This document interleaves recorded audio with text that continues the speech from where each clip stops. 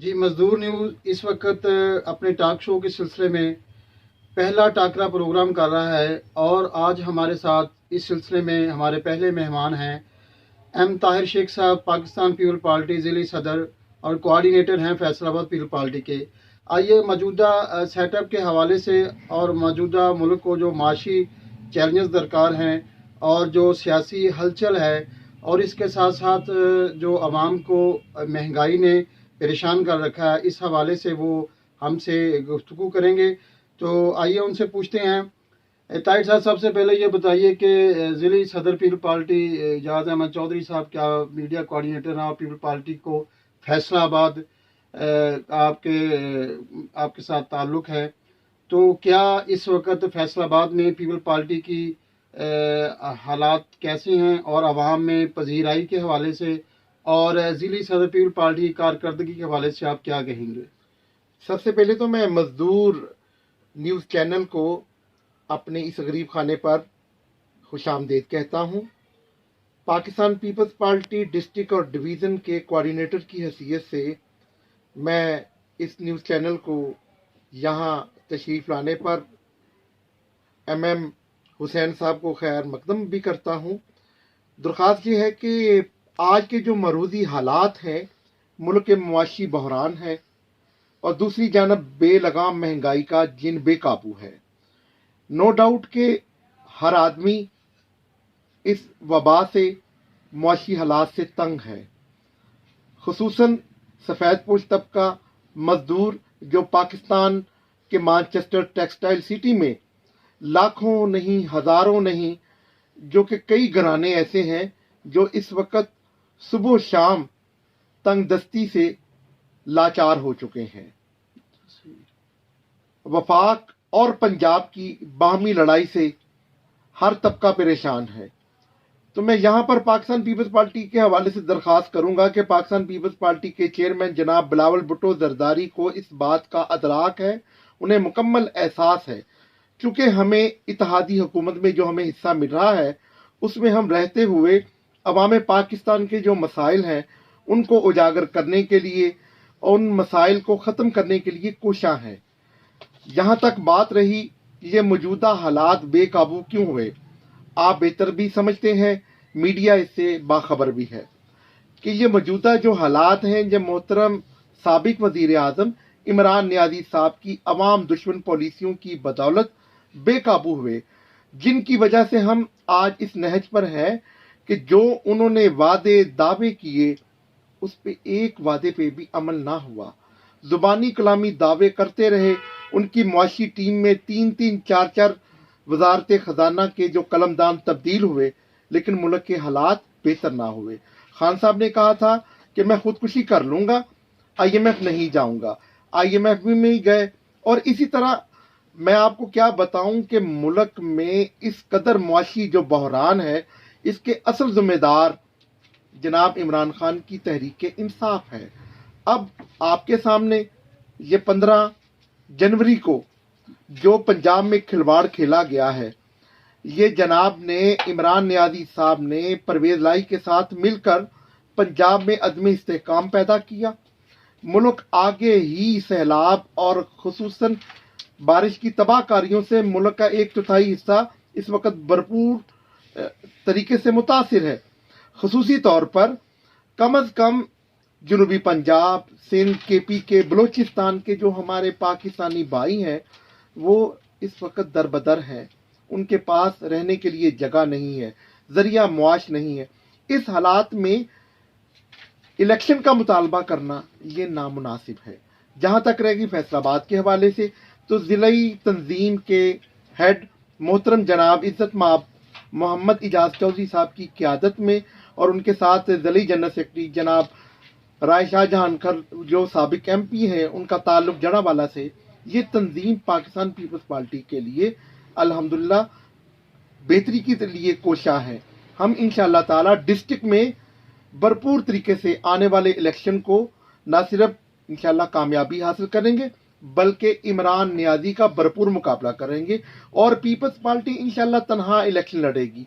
अगर हमारी क़यादत ने नून लीग के साथ कोई एडजस्टमेंट की तो जो क़यादत का मरूदी हालात को देखकर फैसला होगा उसे कबूल किया जाएगा।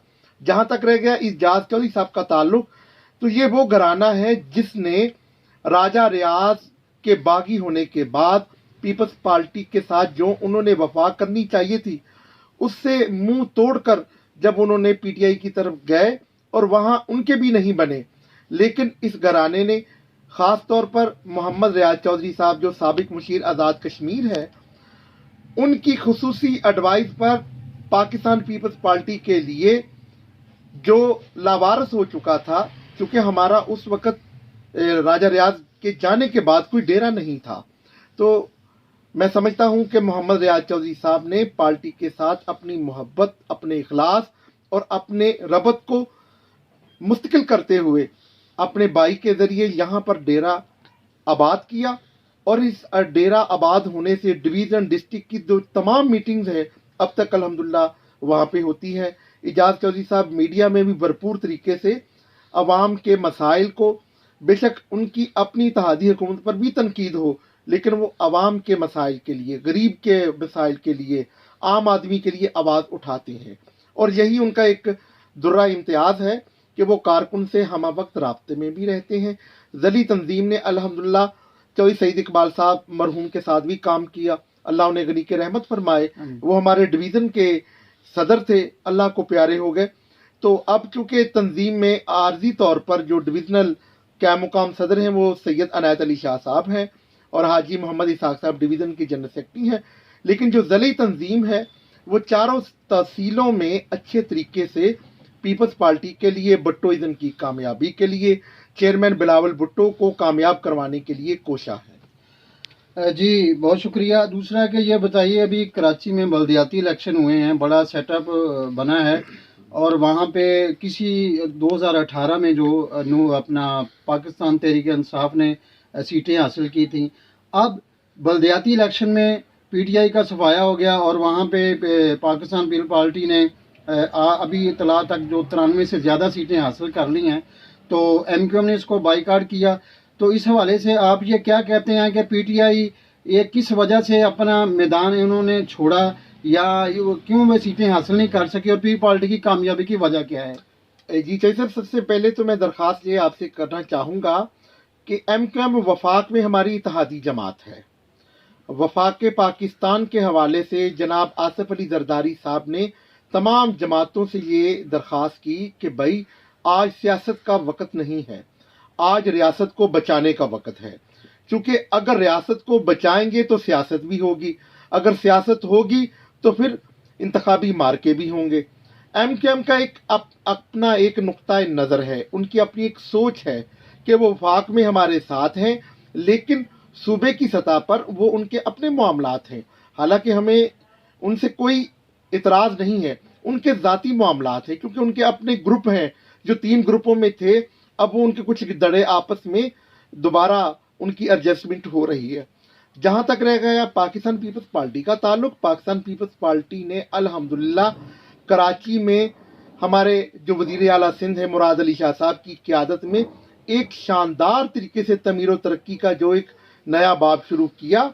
और उसी दौरान जो हमारे फौजिया वहाब साहबा के बेटे हैं मुर्तज़ा वहाब साहब, उन्होंने एज ए एडमिनिस्ट्रेटर कराची एक अच्छे तरीके से काम किया।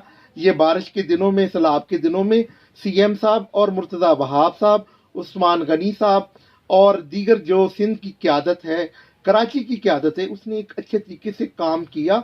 तो अल्लाह करीम ने पाकिस्तान पीपल्स पार्टी को, उसके जितने भी मुखालिफिन हैं, नाकदीन हैं, उनके तमाम जितने भी दावे थे, उनकी बातें थी, उन सबको मीडिया मेट करते हुए, उनकी उम्मीदों पर पानी फेरते हुए पाकिस्तान पीपल्स पार्टी को अल्लाह करीम ने इज्जत दी। और आपके सामने कराची में 93 से ज़्यादा हमारी सीटें जो हमें चेयरमैनशिप के हवाले से मिली है, तो उसमें अल्लाह करीम के फजल से उम्मीद है कि जो जियाला चेयरमैन होगा वो पाकिस्तान पीपल्स पार्टी से भी होगा। उसमें जमात इस्लामी रनअप है, दूसरे नंबर पे है, उसके साथ भी बातचीत चल रही है। इसमें आज़ाद उम्मीदवारान भी हैं, उनके साथ भी बात चल रही है। हैदराबाद में अल्हम्दुलिल्लाह हम क्लीन स्वीप कर चुके हैं, वहाँ पर हमारा जो मेयर होगा वो पाकिस्तान पीपल्स पार्टी से होगा। ये एक हकीकत है कि पाकिस्तान पीपल्स पार्टी को पंजाब में 1977 के बाद बाकायदा दीवार के साथ लगाया गया। पीपल्स पार्टी के साथ अदालती तौर पर, और जो मेहरबान हैं उन्होंने वही सलूक किया जिसकी उनसे तवक्को नहीं की जा सकती थी। अगर आज वो न्यूट्रल कहते हैं कि हम न्यूट्रल हैं, हमें खुशी है कि वो न्यूट्रल रहने चाहिए। पाकिस्तान में जो जमहूरियत के अकदार के फ़रोग के लिए शहीद कायदे अवाम से लेकर शहीद मोहतरमा बेनज़ीर भुट्टो तक लाजवाल कुर्बानियों का एक बाब है। हमारे साथ जितनी भी ज्यादतियाँ हुई, हमने कभी भी रियासत के खिलाफ ना तो कोई बात की है और ना ही कभी रियासत के खिलाफ बोले हैं। ये आपके सामने है कि तहरीके इंसाफ ने पाकिस्तान के रियासती अदारों के खिलाफ इस कदर जहर उगला है, लेकिन अफसोस के आला अदलिया